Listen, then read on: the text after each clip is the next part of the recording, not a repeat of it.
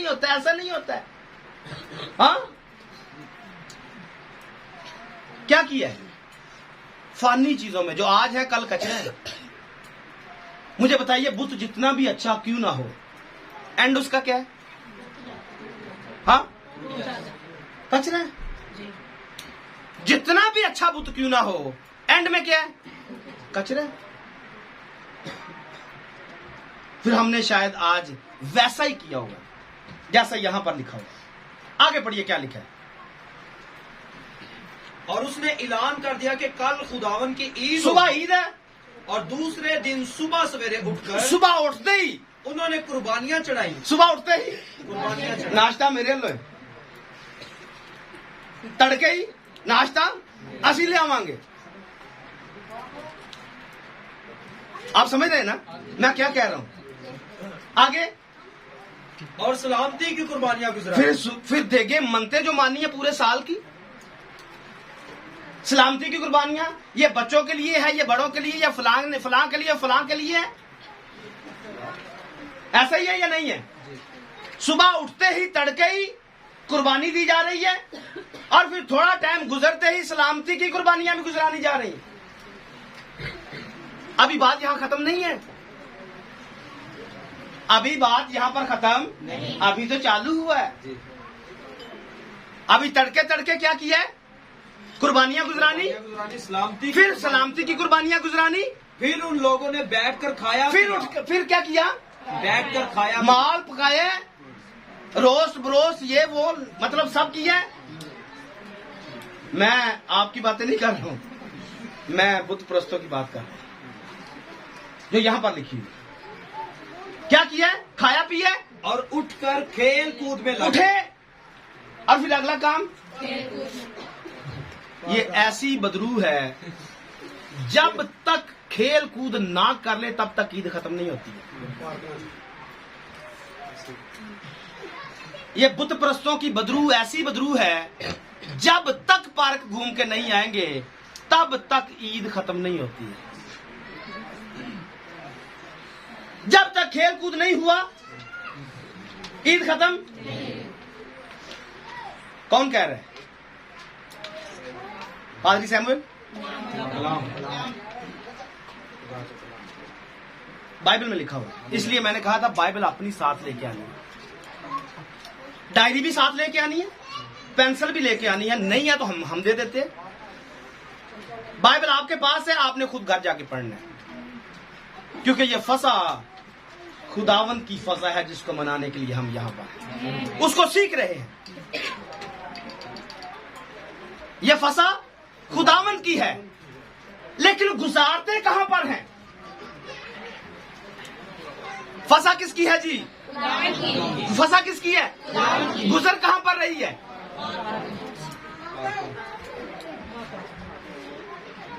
क्या सही कर रहे हैं? वो बात सही है। मेरे लोग अदमे मार्फत से हलाक, मेरे लोग अदमे मार्फत से हलाक हुए।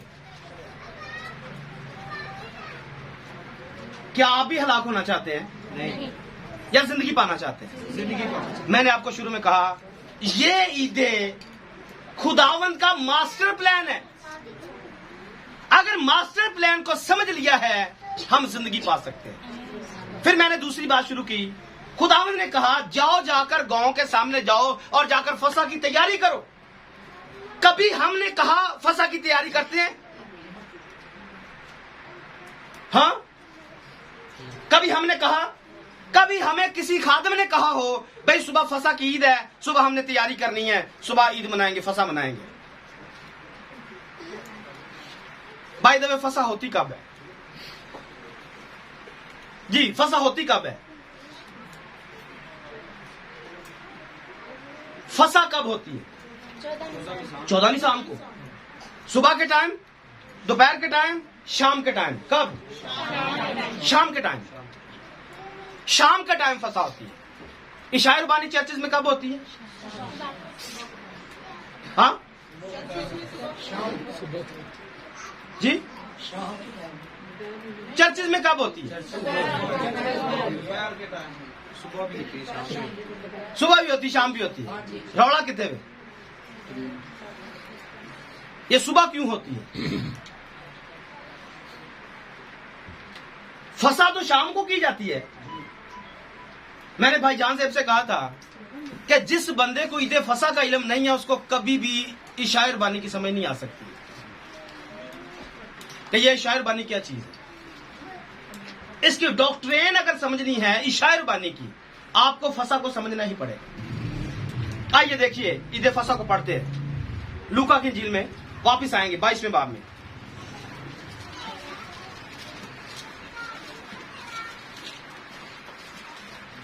पढ़िए, जहां से छोड़ा है वहां से आगे पढ़िए। उन्होंने उससे कहा, तू कहाँ चाहता है कि हम तैयार करें? तू कहां चाहता है कि हम तैयार करें? उसने उनसे कहा, देखो शहर में दाखिल होते ही तुम्हें एक आदमी पानी का घड़ा लिए हुए मिलेगा। एक बंदा पानी का घड़ा लेकर जाएगा, जिसके घर में वो जाए, जिस घर में वो जाए उसके पीछे चले जाना, उसके पीछे चले जाना है। और घर के मालिक से कहना, घर के मालिक से कहना है, उस्ताद तुझसे कहता है, उस्ताद तुझसे कहता है वो मेहमान आना कहाँ है, मेहमान खाना कहाँ है, जिसमें अब मैं अपने शागिर्दों के साथ फंसा खाऊं। मैंने अपने शागिर्दों के साथ फंसा खानी है, वो कहाँ पर है? वो तुम्हें एक बड़ा बालाखाना, एक बड़ा बाला खाना बताएगा, वही तैयार करना, उधर जाकर तैयार करना है। लेकिन तैयार क्या करना है? मसला यहां है, तैयार करना क्या है?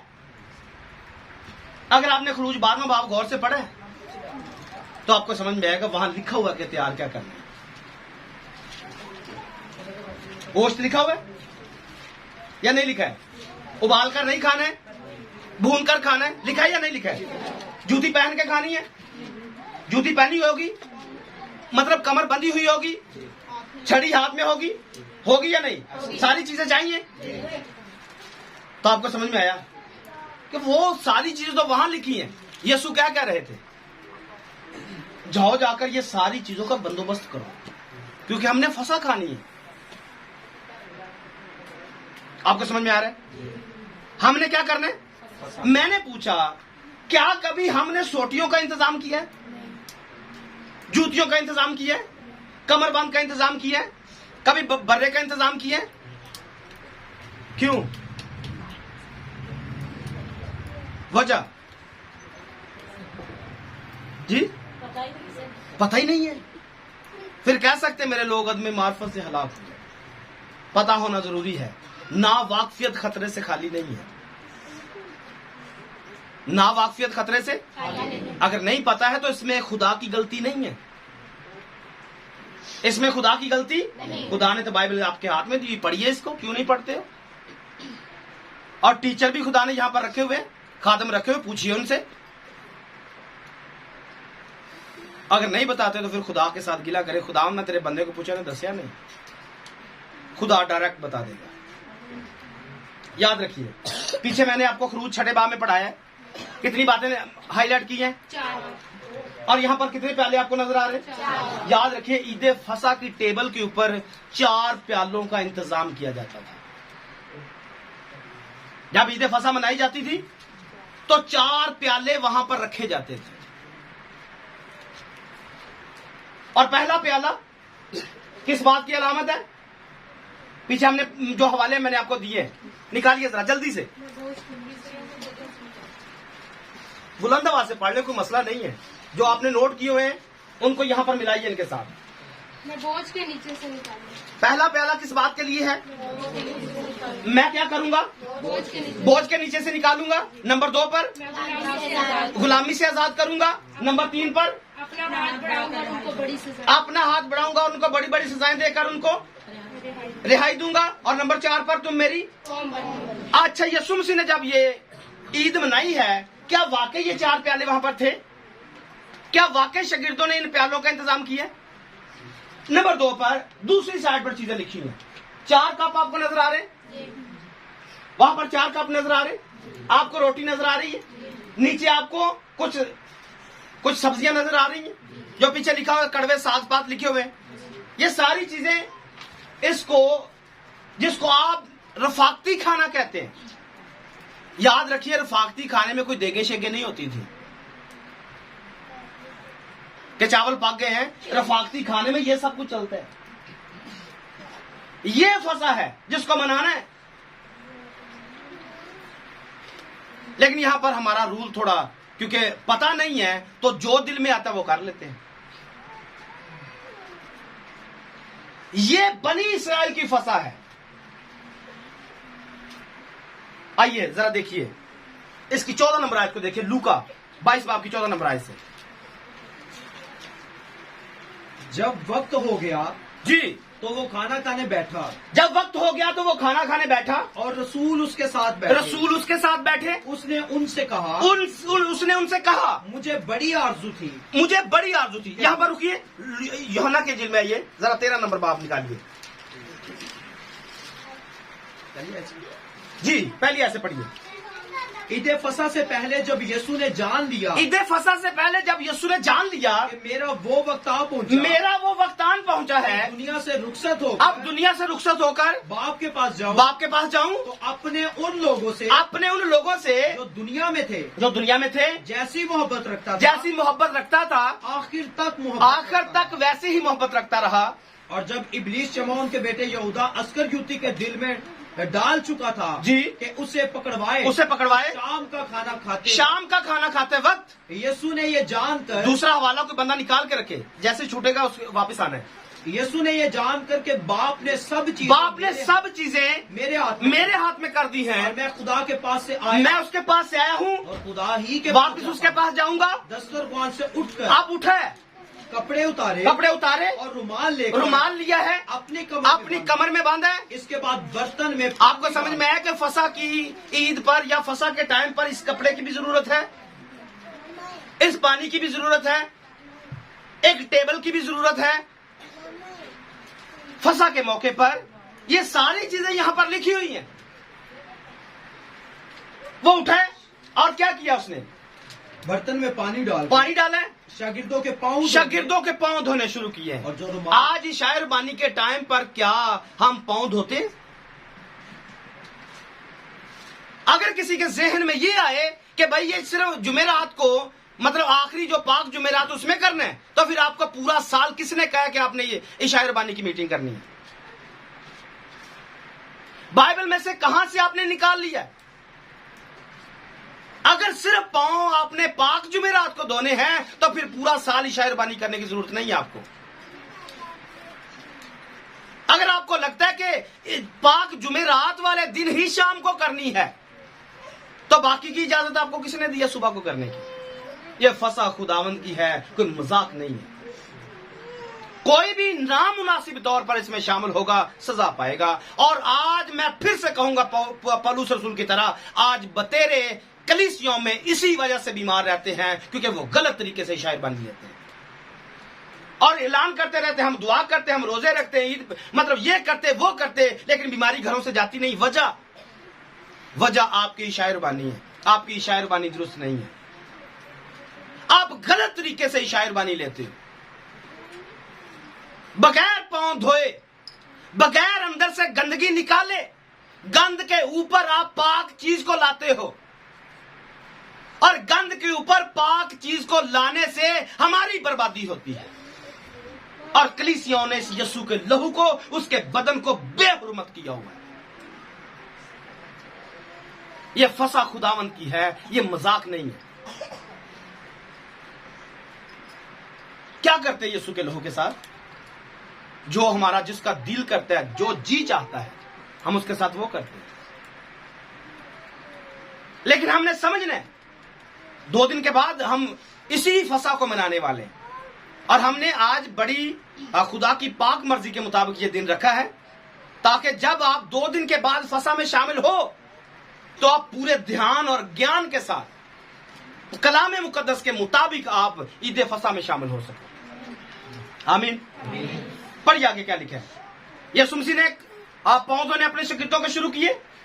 दस्तरख्वान से उठकर कपड़े उतारे और रुमाल से अपनी कमर बांधकर इस पानी डालकर शागिर्दों के पांव धोने और जो रुमाल कमर में बंधा था उससे पोंछने शुरू किए। जी। फिर वो शमौन पतरस तक पहुंचा। जी। उसने उससे कहा, हम इस बात को जानते हैं कि उसने इनकार किया, फिर उसने कहा मुझे सारे का सारा नहला दे। फिर यीशु मसीह ने जो भी बातें की हम सबको याद है। लेकिन हमने यहाँ पर यह देखा कि फसा के मौका पर पांव धोए गए, और फिर यीशु ने कहा जैसे मैंने धोए हैं तुम पर भी फर्ज है कि तुम भी एक दूसरे के पांव धोया करो। अगर नहीं धोते हैं हम गलत हैं। हम क्या हैं? गलत हैं। और फिर जब पांव धोने तो टेम्परेरी हाथ नहीं लगाने, पूरे दिल के साथ जो आपको किसी के पांव को हाथ लगाने से तकलीफ आ रही है उसको होने दे।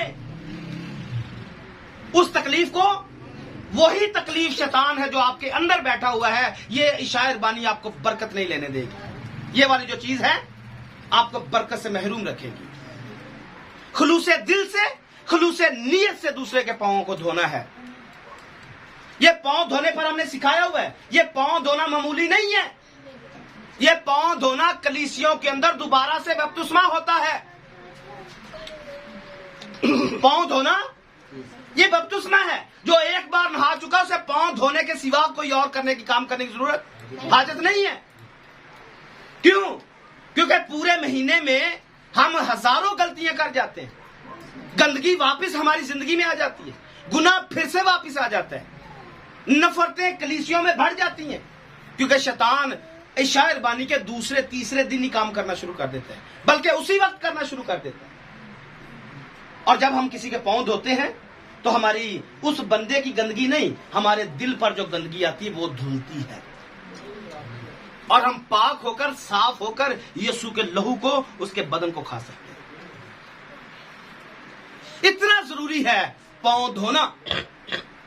अगर नहीं धोते हैं, उसके ऊपर ही लेते रहते हैं, उसके ऊपर ही लेते रहते हैं, हम प्रॉब्लम के अंदर हैं। हमारी बीमारी नहीं जाने वाली है, हमारे घर से तकलीफ जाने वाली नहीं है, क्योंकि हमने वो नहीं किया जो खुदावंद चाहता है, क्योंकि फसा खुदावंद की है। वापिस आइए लूका की किताब में,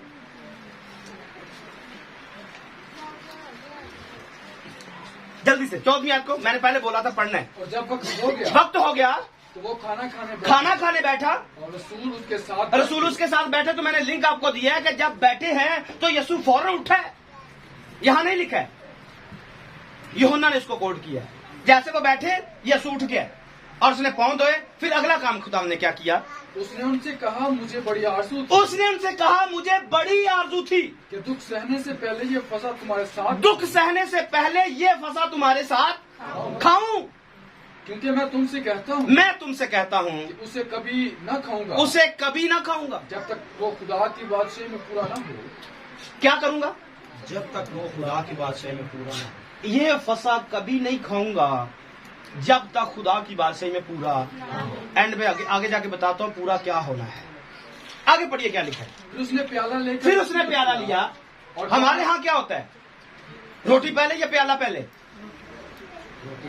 रोटी पहले, प्याला बाद में। यीशु क्या कर रहे हैं? यीशु ने क्या किया? प्याला लेकर शुक्र। क्या ये बाइबल है? बाइबल में लिखा है ना। यीशु ने पहले प्याला लिया और प्याला कहां पर है? यहां पर है। और इसको क्या किया उसने? शुक्र किया और कहा कि इसको लेकर आपस में बांट लो। फिर क्या कहा? क्योंकि मैं तुमसे कहता हूँ अंगूर का ये शीरा अब से कभी ना पीऊंगा जब तक खुदा की बादशाही ना। कौन सा शीरा? मेरे हाथ को आप देख रहे हैं, मैंने यहां से शुरू किया हो। यहां पर आकर उसने प्याला दिया। यहां पर उसने कहा मैं नहीं लूंगा। कब तक नहीं लूंगा? जब तक खुदा की बादशाही पूरी उसमें न्याय ना हो जाए। और फिर उसने क्या किया? फिर उसने रोटी ली है। अभी प्याला बाकी है। फिर उसने रोटी ली है। क्यों?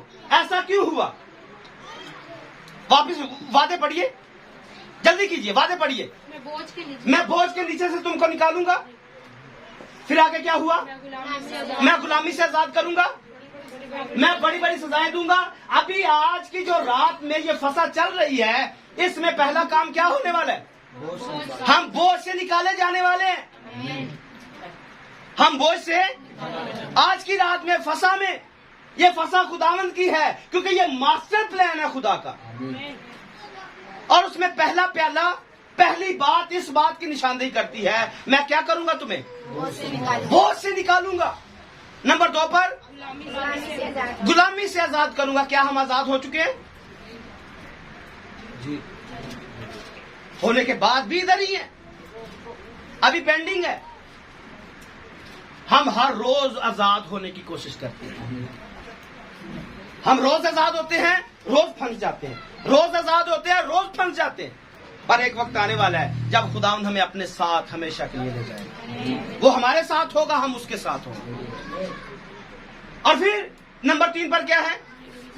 मैं बड़ी बड़ी, अब तीसरे प्याले पर इबलीस और उसकी फौजों को सजाएं मिलने वाली है।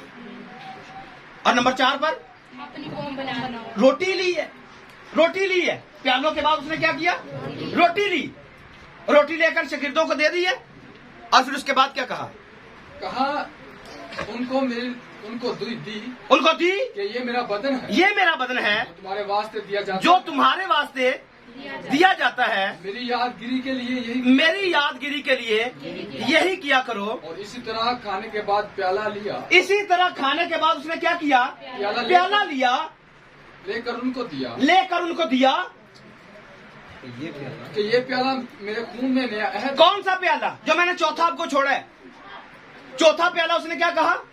अब रोटी के बाद उसने प्याला लिया है, और प्याला लेने के बाद उसने एक ऐलान किया है। और ऐलान क्या है? ये प्याला जो चौथे नंबर पर प्याला है, ये प्याला मेरे क्या है? मेरे उस खून में नया अहद है जो तुम्हारे वास्ते। अब मुझे बताइए, ये कौन सा अहद है जिसके बारे में यीशु ने कहा है? वापस पढ़िए इसी आयत को, दोबारा से पढ़िए। और इसी तरह खाने के बाद प्याला ये कहकर दिया, ये प्याला मेरे उस खून में, ये प्याला मेरे उस खून में। किस खून में? इस नहीं कहा, उस खून की बात है। किस खून की बात है? अभी मैं आपको बताने वाला हूं ये किस खून की बात है। अभी आज आप पर यह भेद खुलने वाला है कि नया अहद किसे कहते हैं। मत्ती से लेकर मुकाशफा तक नया अहदनामा नहीं है, और पैदाइश से लेकर मलाकी तक पुराना अहदनामा नहीं है। मैं पूरे होश के साथ बात कर रहा हूं। पैदाइश से लेकर मलाकी तक पुराना अहदनामा नहीं है। मत्ती से लेकर मुकाशफा तक पुराना नया अहदनामा नहीं है। ये सारी की सारी किताबें मुकद्दस है। ये खुदा का कलाम है, और खुदा के कलाम के अंदर पुराना अहद भी और नया अहद दोनों लिखे हुए हैं। ये सारी की सारी क्या है? ये किताबें मुकद्दस है। 66 किताबों का मजमूआ बाइबल मुकद्दस। और ये एक ही कलाम है, ये 2 कलाम नहीं है। डिवाइड कर दिया गया अदमे मार्फत की वजह से। मुझे बताइए, मलाकी में क्या अहद लिखा हुआ है? पैदाइश में कहां पर अहद लिखा? क्या अहद लिखा हुआ है? तवारीख में कौन सा अहद लिखा हुआ है? सलातीन में कौन सा अहद लिखा हुआ है? यशवा में कौन सा अहद लिखा हुआ है? अजरा, नहमिया में, नहूम में कहां पर अहद लिखे हुए हैं? पुराना अहद कहां पर है? नया अहद कहां पर है? आइए मेरे साथ देखिए। नया अहदनामा, बल्कि पहले पुराना अहदनामा पढ़ेंगे। क्रूज की किताब निकालिए, क्रूज की किताब 24वां बाब। फिर उसने अहदनामा लिया, इसको थोड़ा पीछे पढ़ेंगे क्योंकि बात थोड़ी सी पीछे है। और उसने बनी इसराइल के जवानों को भेजा, जी, जिन्होंने सोख्तनी कुर्बानियां चढ़ाई, आगे, और बैलों को जबा करके सलामती के ज़बीहे खुदावन के लिए गुजराने। आपने इस बात को समझना है। ये आप शुरू से पहले ऐसे पढ़ सकते हैं, लेकिन टाइम थोड़ा होने की वजह से, क्योंकि बातें आगे बहुत हैं। जवानों को क्या कहा? जवानों ने क्या काम किया? जवानों को भेजा जिन्होंने सोख्तनी कुर्बानियां चढ़ाई, और बैलों को ज़बा किया, सलामती के ज़बीहे खुदावन के लिए गुजराने। अच्छा, आप इब्रानियों के खात को जानते हैं? 8वें, 9वें, 10वें बाब में, 11वें बाब में ये खास अहद के बारे में लिखा हुआ है। यीशु मसीह बैलों के पहला जो अहद है वो बैलों और बछड़ों के लहू से बांधा गया है। इब्रानियों का खात 9वां बाब आप पढ़िएगा, अभी नहीं पढ़ना लेकिन नोट कर लीजिए। इब्रानियों के खात 9वें बाब में आपको 10वें बाब में ये सारी बातें मिलेंगी, यीशु मसीह के लहू के बारे में भी और पुराने अहद के बांधे जाने के बारे में भी, कि पुराना अहद जब बांधा गया था तो वो बर्रों और बछड़ों के लहू से बांधा गया था। तो यहां पर वो लिखा हुआ है, खरूज की किताब 24वें बाब के अंदर पुराना अहदनामा यहां पर लिखा हुआ है। पढ़िए क्या लिखा है। फिर उसने अहदनामा लिया नहीं, पीछे वाली और बात। मूसा ने आधा खून लेकर मूसा ने आधा खून लिया और बासनों में रखा और आधा कुर्बान गाह पर छिड़क दिया। आधा कहां पर छिड़का है? कुर्बान गाह के ऊपर छिड़क दिया है। फिर उसने अहदनामा लिया। फिर अहदनामा, ये अहदनामा है, ये यहां पर लिखा हुआ है, जिसको पुराना अहदनामा कहते हैं, ये यहां पर लिखा हुआ है। और ये कब लिखा गया? किसने लिखा? ये मूसा ने लिखा है। और अहदनामे में लिखा क्या हुआ था? वही खरूज की 20वें बाब की बातें, मेरे हुजूर ये नहीं करना, ये नहीं करना, ये नहीं करना, ये नहीं करना। तो जब सारी बातें बुजुर्ग मूसा ने कौम बनी इसराइल के सामने रखी, तो लोगों ने क्या कहा? हम वो करेंगे और सबको मानेंगे। बनी इसराइल की सबसे बड़ी गलती, बनी इसराइल की क्या? हम वो सब करेंगे जो खुदा कहता है। इंसान वो सब नहीं कर सकता जो खुदा चाहता है। इंसान कमजोर है, किसी भी वक्त कहीं पर भी गिर सकता है। खुदा के सामने जब अहद बांध लिया हम करेंगे, तो फिर अहद को खून के साथ बांध दिया गया, क्योंकि बगैर खून के अहद कंप्लीट नहीं होता है। बगैर खून के अहद कंप्लीट नहीं होता है। तो जैसे ही उन्होंने इकरार कर लिया, खुदा ने कहा ये करना है, उन्होंने कहा जी हम करेंगे। खुदा ने कहा करना है, लोगों ने क्या कहा? जैसे पादरी यहां पर इकरार करता है, हाँ जी ये करना है, ये करना है, तो लोग क्या कहते हैं? करेंगे।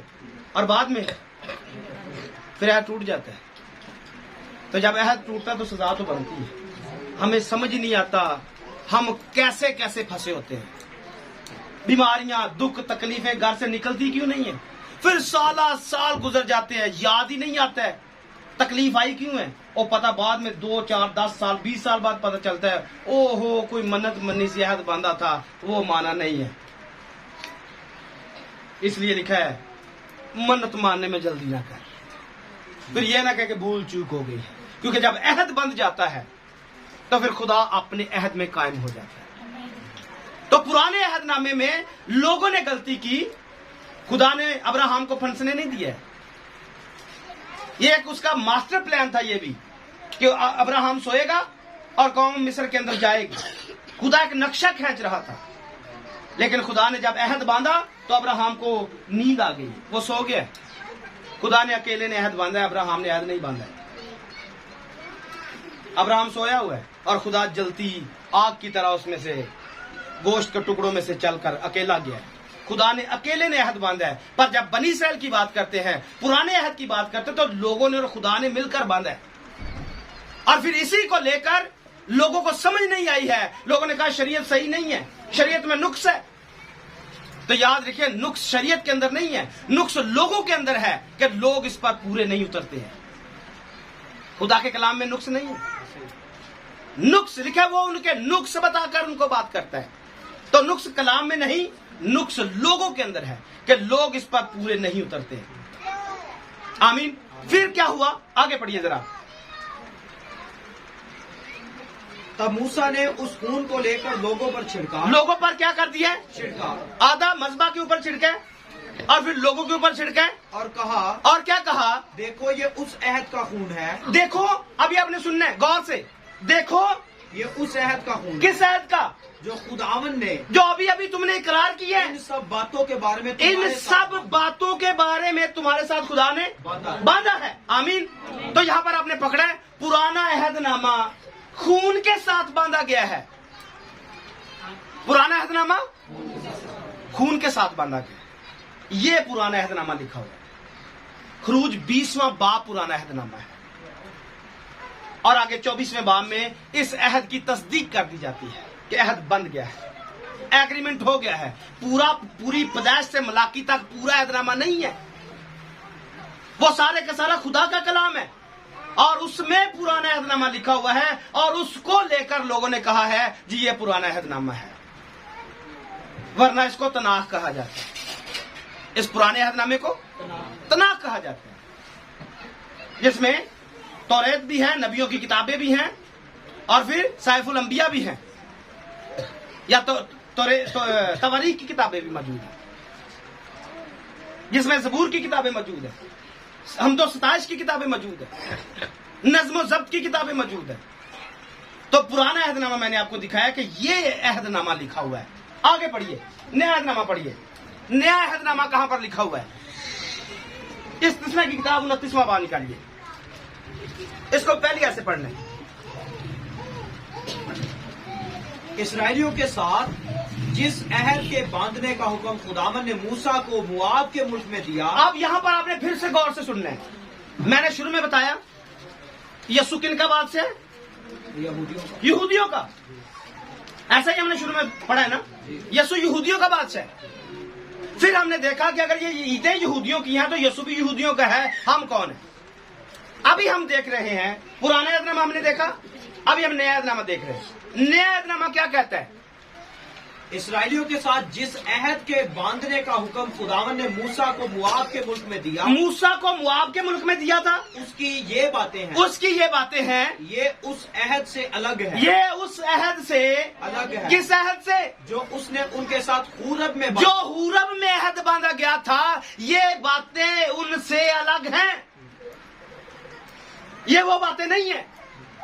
आगे सो मूसा ने सब इसराइलियों को बुलवाकर, सब इसराइलियों को बुलवाया, उनसे कहा तुमने सब कुछ जो खुदावन ने तुम्हारी आंखों के सामने मुल्के मिस्र में फिराउन और उसके सब खादमों और उसके सारे मुल्क से किया देखा है जी। इम्तिहान के वो बड़े बड़े काम और निशान और बड़े बड़े करिश्मे तुमने अपनी आंखों से देखे। आगे थोड़ा पढ़ेंगे जल्दी। इसकी 10 नंबर आयत से पढ़िए। आज के दिन तुम और तुम्हारे सरदार, आज के दिन तुम और तुम्हारे सरदार, तुम्हारे कबीले, तुम्हारे बुजुर्ग और तुम्हारे मनसबदार और सब इसराइली मर्द और तुम्हारे बच्चे और तुम्हारी बीवियां और वो परदेसी भी तेरी हैमागाह में रहते हैं, ख्वाह वो तेरा लकड़हारा हो, ख्वाह सिका, सबके सब खुदावंद अपने खुदा के सामने खड़े हो। सबके सब खुदावंद के सामने खड़े हो, ताकि तू खुदावंद अपने खुदा के अहद में। अब यहाँ पर देखना है, पहला अहद किसने बांधा है? बुजुर्ग मूसा ने। और अहद का खून किसने दिया? बुजुर्ग मूसा ने। लेकिन खून था किसका? जानवरों का। अब बुजुर्ग मूसा फिर से लोगों को इकट्ठा करते हैं और बताते ये वो बातें नहीं है, ये वो अहद नहीं है जो हूरब में। और पीछे कौन सा नाम लिया गया? हूरब नहीं लिखा, चले जो भी है। आगे पढ़िए जरा। ताकि तू खुदावंद अपने खुदा के अहद में जिसे वो तेरे साथ आज बांधता जी, और उसकी कसम में जिसे वो आज तुझसे खाता है शामिल हो। मतलब क्या करना है? ये अहद फर्क है। इसमें तुम, तुम्हारे परदेसी, लकड़हारा, सिका, सब के सब इस अहद में शामिल हो। और फिर आगे क्या लिखे? और वो तुझको आज के दिन अपनी कौम करार दे। आज के दिन तुझको अपनी कौम, आज के दिन तुझको अपनी कौम, क्योंकि कौम उस अहद से हट चुकी है। जो अहद उन्होंने हूरब में बांधा हुआ है उससे वो हट चुकी है। अब यहां पर फिर से एक नया अहद बांधा जा रहा है। इसको आगे पढ़िए जरा। और वो तेरा खुदा हो, जैसा उसने तुझसे कहा, जैसी उसने तेरे बाप दादा इब्राहिम और इसहाक और याकूब से कसम खाई जी। और मैं इस अहद और कसम में ये आज जरूरी है, इस अहद में फक्त तुम ही को नहीं पर उसको भी जो आज के दिन खुदावन हमारे खुदा के हजूर यहाँ हमारे साथ खड़ा है। हम जो वहाँ पर खड़े थे उनकी बात कर रहे हैं बुजुर्ग मूसा, जो वहाँ पर उनके साथ खड़े थे। आगे, और उसको भी जो आज के दिन यहाँ हमारे साथ। हम वहाँ पर उनके साथ खड़े नहीं थे, हम वहाँ पर बुजुर्ग मूसा के साथ खड़े, वो जो उनके साथ खड़े थे उनको भी शामिल करता है और उनको भी जो वहाँ पर शामिल नहीं थे उनको भी शामिल करता है। आगे, तुम खुद जानते हो कि मुल्के मिस्र में हम कैसे रहे और क्यों कर उन कौमों के बीच से होकर आए। आमीन। सो यहाँ पर हमने देखा एक अहद यहाँ पर फिर से बांधा गया, एक अहद यहाँ पर जिसको नया अहद कहते हैं। आपको समझ में है? पुराना अहदनामा कहां पर लिखा हुआ है? खुरूज की किताब में। नया अहदनामा कहां पर लिखा हुआ है? तो दोनों अहदनामे इसराइलियों के साथ बांधे गए हैं, मसीहियों के साथ कोई अहद नहीं बांधा गया है।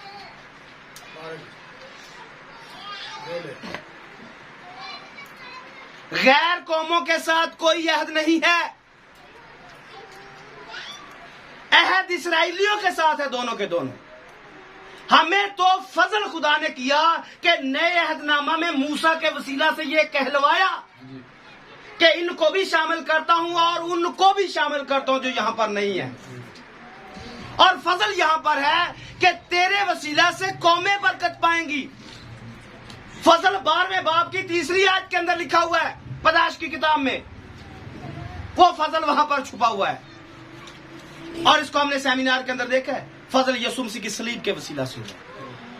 लेकिन अभी जो पीछे चल रहा, इसको फिर से पढ़िए, अभी आपको समझ आएगा। और इसी तरह खाने के बाद उसने प्याला ये कह कर दिया, ये प्याला मेरे उस खून में। किस खून में? अभी समझ में आएगा किस खून की बात कर रहा है।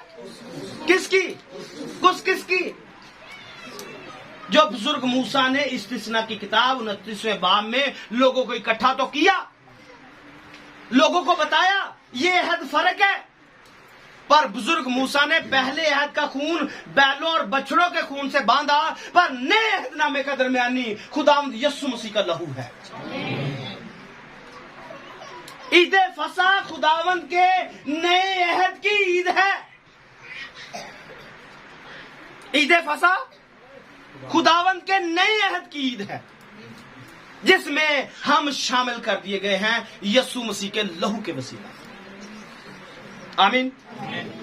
यह किसी यहूदियों की ईद नहीं है, यह मेरी और आपकी ईद है, क्योंकि इस ईद पर मेरा और आपका खुदावंद मसलूब हुआ है। आमीन। बनी इस्राएल मिस्र से निकले, मिस्र से हर साल निकलकर वो बर्रा कुर्बान करते हैं। जमीनी बर्रे की हर साल ईद करते हैं, जमीनी बर्रे को लेके आते हैं, लेकिन हमारा तो आसमानी बर्रा कुर्बान हुआ है और हमने उसको छोड़ ही दिया। इससे बढ़कर मसीही उसकी बेइज्जती क्या कर सकते हैं? ईस्टर नामी ईद का जिसका जिक्र बाइबल में नहीं है, उसको तो इतना प्रमोट किया जाता है, और जिस ईद पर मेरी और आपकी निजात का काम हुआ है उसको हमने पीठ पीछे फेंका हुआ है। क्या इज्जत देते हैं हम खुदा के कलाम को, उसके लहू को, उसकी कदरों कीमत को। ये फसा खुदावन की फसा है, ये फसा। और इसमें जो चौथा प्याला है वो नए अहद का खून है। और पीछे हम क्यों एक प्याला लेते? वजह यहां पर है, क्योंकि यीशु मसीह ने हमें बोझ से निकाल दिया है। यीशु मसीह ने हमें बोझ से निकाल दिया है। यीशु मसीह ने हमें आजाद कर दिया है। गलतियों के खाते में लिखा है, जब तुम आजाद कर दिए गए हो तो दोबारा गुलामी के जुए में ना जूतो। और यीशु मसीह ने इब्लीस को और उसकी फौजों को सजाएं दे दी है। लेकिन अभी एक चीज बाकी है, जिसके बारे में यीशु ने कहा, मैं अभी नहीं पीऊंगा। कब पीऊंगा? जब ये आसमान की बादशाही में नया हो जाएगा। और नया कब होगा? चौथा वादा क्या है? तुम मेरी कौम बन जाओगे। तो अब तक हम उसकी कौम नहीं है, ना हम उसके साथ अभी तक आसमान पर उसके साथ रहते हैं। एक वक्त आने वाला है जिसमें यह नया अहद होगा, फिर से हम खुदावंद के साथ होंगे, वो हमारे साथ होंगे। और यही फसा 1000 साल बादशाही के अंदर मनाई जाएगी। खुदावंद यीशु मसीह टेबल के ऊपर बैठे हुए होंगे और मैं और आप डायरेक्ट उसके सामने बैठकर इस फसा को खा रहे होंगे। जैसे शागिर्दों के साथ यीशु टेबल पर बैठे हुए 12 शागिर्द हैं, इसी तरह हम सारे के सारे बैठे हुए होंगे। आप तो यीशु यहां से आप रोटी देकर कहते ये मेरा बदन है, लेकिन तब यीशु मसीह हमारे साथ बैठे हुए होंगे और हम उसकी तरफ देखकर कहेंगे ये खुदा का बर्रा है। इसकी वजह से हम आसमान की बादशाही में दाखिल हुए हैं। आज शायद हम इसकी कदर को नहीं जानते। आमीन। आगे बढ़ेंगे, आगे और भी बातें बड़ी खास। क्या लिखा है? बुलंद आवाज से पढ़ने। ईद फसा पर एक और खास ईद फसा पर एक और खास बात, और खास बात क्या है? खास बात यह है कि क्या खुदावंद यीशु मसीह जुमे वाले दिन मसलूब हुए हैं? Yes no? नहीं। लोगों के मुताबिक जुमे वाले दिन। अपनी बात करें, लोगों को छोड़े, लोगों का मुझे भी पता है। आप क्या कहते हैं जी? जुमा या कुछ और? कुछ और इसको सीखने वाले हैं। यीशु मसीह जुमे को मसलूब हुए, मोटा सा हिसाब। यहाँ पर ये पिछले साल भी हमने सेमिनार पढ़ाया था इस पर, शायद बहुत सारे लोगों के पास ये मौजूद होगा पेपर अभी तक। हवाला निकालिए मत्ती के इंजील का जल्दी से।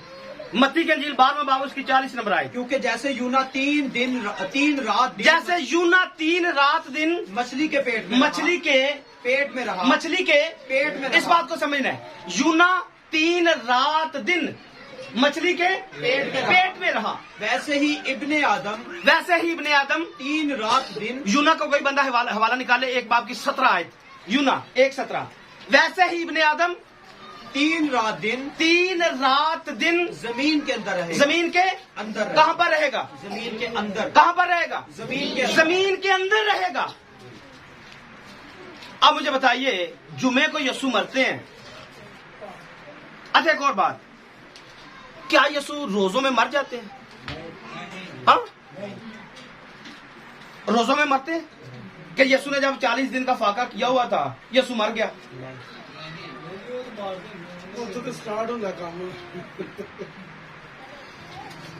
तरतीब तो यही चल रही है कलीसियों में।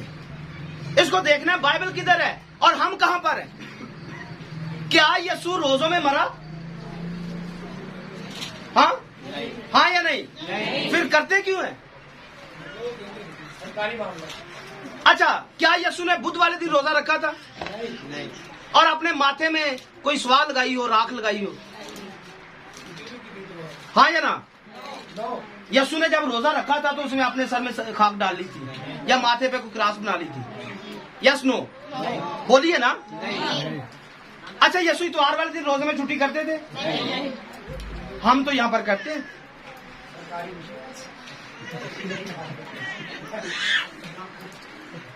इसको समझने, यीशु ने बुध वाले दिन रोजा रखा, बाइबल से प्रूव नहीं है। यीशु ने अपने सर में राख डाली, बाइबल में ऐसा प्रूव नहीं मिलता है। यीशु जुमे को और इतवार को रोजों में छुट्टी नहीं करते थे। क्या यीशु ने रोजे खत्म करने के बाद कोई ईद मनाई? हाँ नहीं। फिर ये जो हम करते ये क्या है? जो फंसा है उसको तो हमने पीछे फेंका हुआ है। तो ये सारा सिस्टम क्या चल रहा है? कहां से आया? इसको आपने खुद से रिसर्च करना है कि बाइबल तो इसकी कहीं पे भी सपोर्ट नहीं करती है। तो ये सारे का सारा सिस्टम मसीहत में कहां से इंटर किया गया है? अच्छा, जुमे को यीशु मसीह मरे, जुमे को मरे, जो चल रहा है, जुमे को 3 बजे मरे, गिनती शुरू करें, 3 रात दिन पूरे करने हैं। यीशु मसीह इतवार को कब जिंदा हुए? हमारे मुताबिक जो चल रहा है, पौ फटते हुए। यीशु कब्र में थे?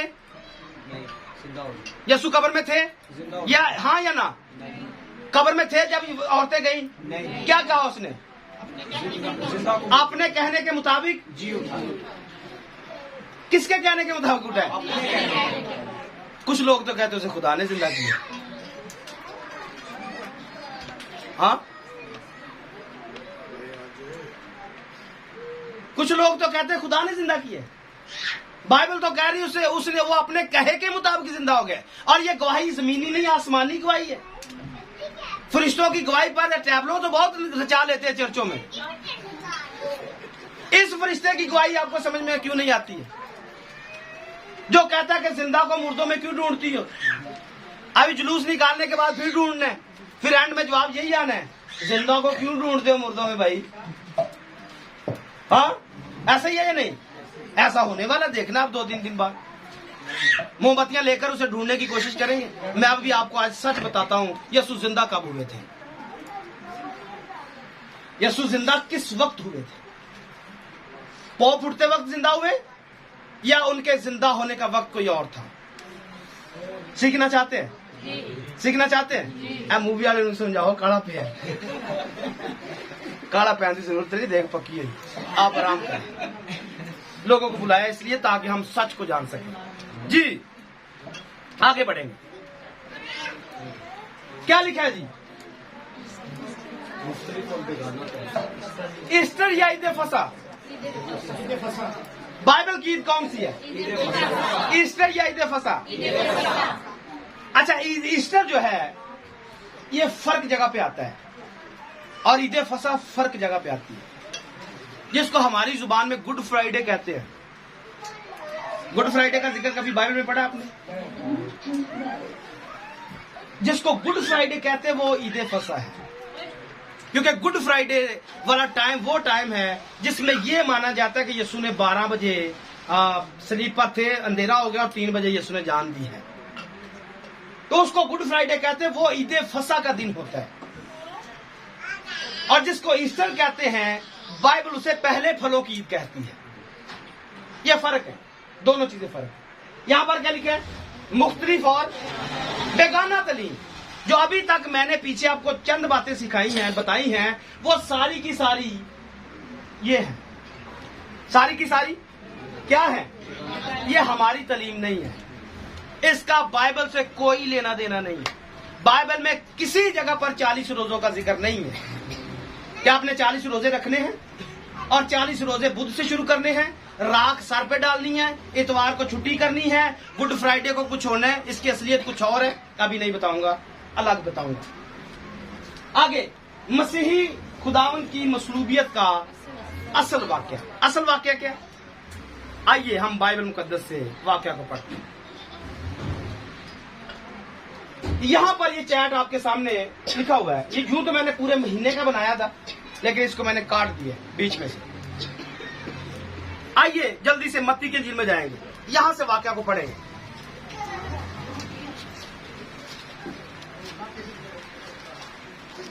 इक्कीस नंबर बाब निकालिए।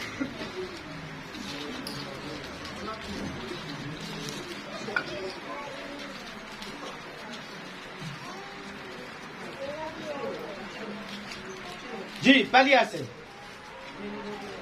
और जब वो यरूशलेम के नजदीक पहुंचे, जब वो यरूशलेम के नजदीक पहुंचे और जैतून के पहाड़ पर बैत विगे के पास आए, तो यीशु ने 2 शागिर्दों को ये कहकर भेजा